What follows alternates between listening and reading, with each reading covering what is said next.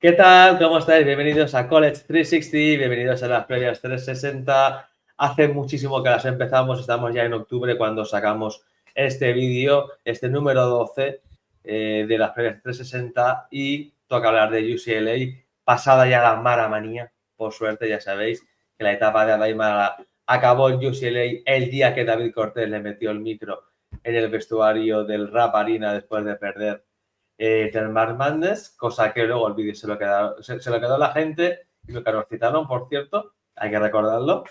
Y hoy empezamos una nueva era en UCLA en el canal, para la cual ya mucha gente, la gente despistada verá hasta previa, probablemente pensando que estaba Aymara.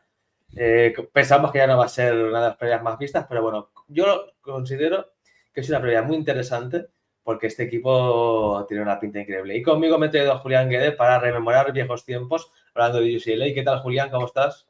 Hola, muy buenas. Esto es lo que pasa con la NCAA, con el baloncesto universitario, que vemos que al final se unen, estamos los cuatro frikis de siempre, pero luego se unen temporalmente, porque si se quedaran yo sería feliz, pero se unen por cuatro tonterías y se intenta despreciar al equipo más laureado de la historia del baloncesto universitario masculino.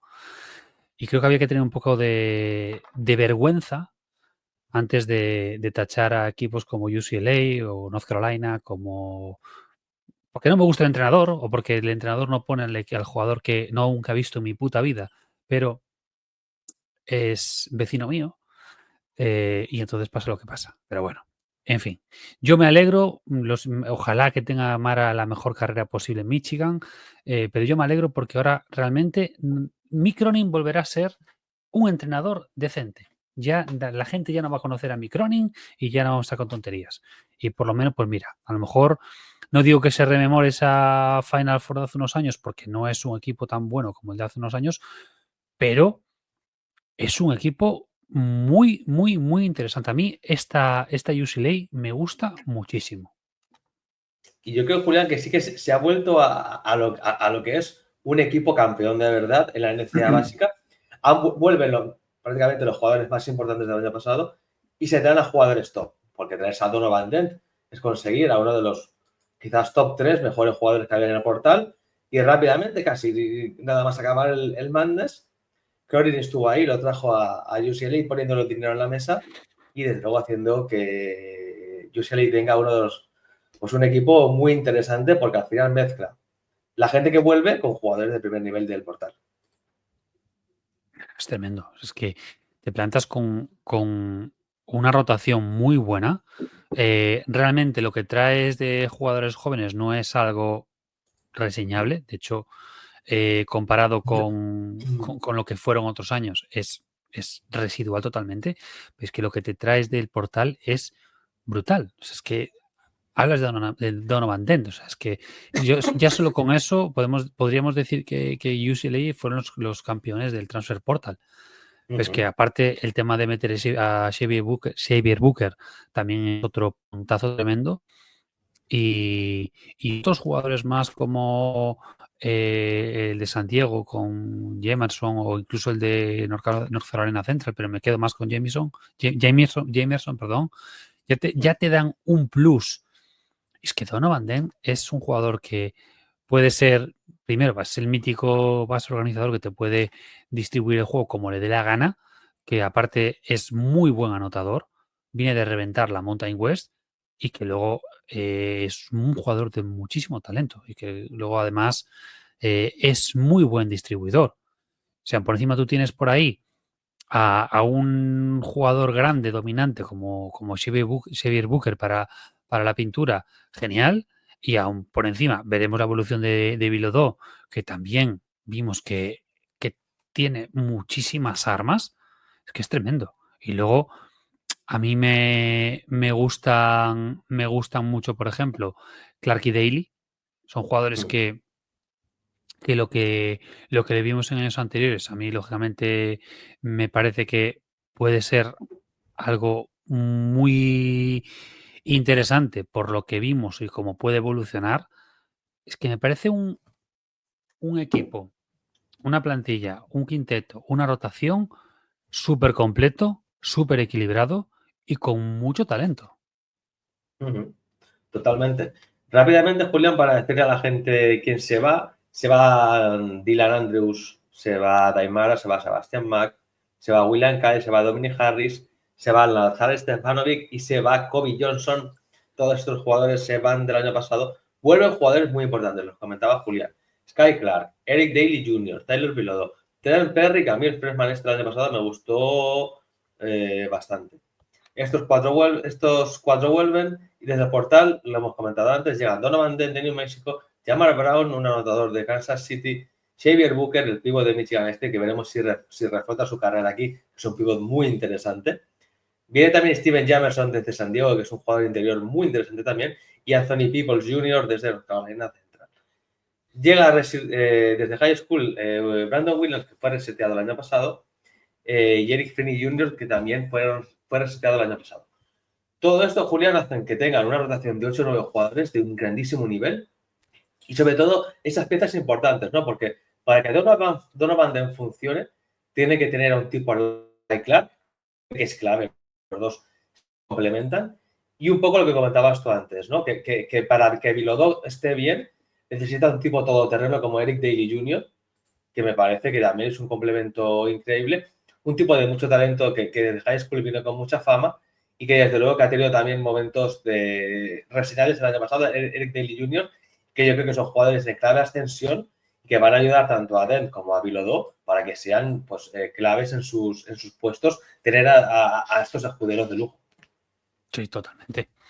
Totalmente, porque aparte, con el tema de esta plantilla larga, ¿cómo se llama? Este Micronin, hace jugar a muchos. O sea, tiene una rotación bastante larga. Es cierto que con pocos minutos, pero sí que tiene una rotación, usa muchos jugadores, sobre todo si son si él considera que tienen el talento suficiente para estar en el equipo. Entonces ahí no sé hasta qué punto, por ejemplo, Trent Perry y Eric Finney pues puedan tener minutos importantes. Imagino que los tendrá simplemente que no llegarán a 10 minutos. Simplemente por una cuestión muy sencilla, porque es que van a ser los titulares para 26-27. Salvo que traigas un transfer, Donovan Dent y Shea Clark se piran. Es su último año probablemente. Entonces vas a formar a estos jugadores con la seguridad de que tienes por encima de ellos muchísimo talento. Es que a mí es que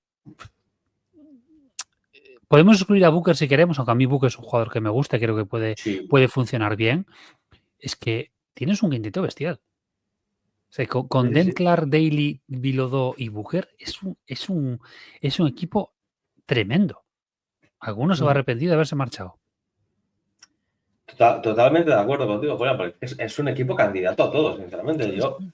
creo que nosotros lo tenemos bajo y entiendo que por la incertidumbre de todos estos años, pero al final es un equipo que pieza por pieza es un quinteto brutal y de banquillo son jugadores que también van a aportar. O sea, y eso es la clave de todo esto. Y un tipo como Xavier Booker, que Tomlinson no ha podido sacar lo mejor de él, pero hay que recordar que es un tipo que vino de high school, que tiene muchísimo talento y es esa pieza interior, Julián, que no tiene UCLA con Bilodeau, porque Bilodeau es otra cosa. Jamerson también es otra cosa. Sí que es verdad que Jamerson es más trabajador, más currante.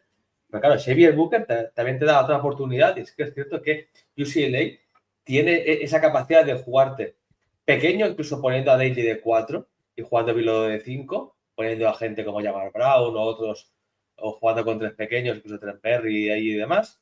O lo que te decía, poniendo a Daly de 3, Bilodeau de 4, Booker de 5. O sea, encima Cronin tiene varias opciones que le hacen a este equipo muchísimo más peligroso. Es que las posibilidades que tiene es de una versatilidad tremenda. Y te puede dar mucho juego para luego, cuando llegues a esa Big Ten larguísima y durísima, que pueda estar arriba. O sea, es que es complicado porque precisamente el top, los 4 o 5 primeros de la conferencia son muy duros, pero ¿por qué no estar discutiendo en el podium de la conferencia? Y por supuesto llegar lejos al torneo. O sea, que es que yo lo veo muy claro, veo veo, ¿qué pasa? Es que es duro porque, primero, Maryland se tiene que caer con respecto al año pasado por el cambio de staff, Sí. pero Michigan State y Wisconsin van a estar ahí. El tema es que UCLA meta la patita entre ellos y si no hay nadie que destaque sobremanera en la conferencia, podemos tener, no digo triple empate como hubo hace años, varios años seguidos, que hubo doble o triple empate en la regular season, pero sí, para mí UCLA es gran candidato a estar en los top de arriba, entre los 4, 3 incluso primeros de la conferencia y depende cómo se tercien los demás, llegar muy lejos en el torneo de conferencia y, por qué no, plantarse al fin en la final y, por qué no, ganar la final del torneo de conferencia. Porque me parece que la caída es tremenda. Ahora nos meteremos con el calendario en un conference, sabiendo lo que es después el calendario de la Big Ten. Pero creo que ese 23-11 del año pasado, 23-11 del año pasado, creo que es superable. Y recordemos que tuvo un 13-7 en non-conference. Yo creo que está muy por encima de ese equipo del año pasado. Muy, muy por encima. Y en la conference, Julián, yo he visto que juegan contra Arizona en Inglewood. Y no sé si tienes algo más de partidos de la conference, pero yo sí que es verdad que no he encontrado mucho más. No. Está el de partido contra California en el Chase Center. Sí. Tienen uno contra Gonzaga en Seattle. Y no tengo nada más decente, o sea, de nivel. No sé si es que no salieron, porque se especuló con North Carolina, el que dices tú en Inglewood, pero no tengo nada claro. Si eso sale para adelante, es lo que estamos. En esta época del año es complicado encontrar demasiada información, pero bueno. Porque si no ha cambiado nada, no. Está el de New Mexico, está el de Boston. Ah, no es Boston College, es Boston. Que va, lo que está publicado es un non-conference muy, pero que muy flojete. North Carolina. Sí, North Carolina en el Madison Square Garden. Sí. Gonzaga en el Intuit Dome de Ingo, el pabellón de los Clippers. Y después ya nos metemos en el non-conference. O sea, tenemos potente.